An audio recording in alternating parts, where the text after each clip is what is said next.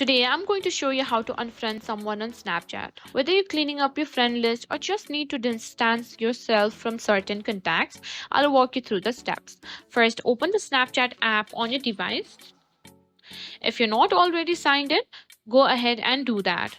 Once you're in the app, swipe down or swipe right to access your profile. You can also tap on your Bitmoji, scroll down,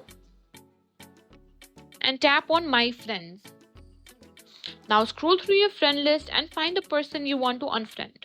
Once you've located them, tap and hold on the name. Let me see.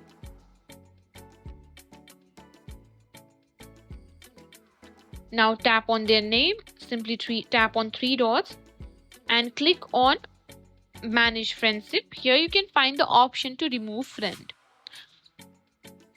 A confirmation prompt may be asked. If you're sure you want to remove them, confirm your choice, and that's it.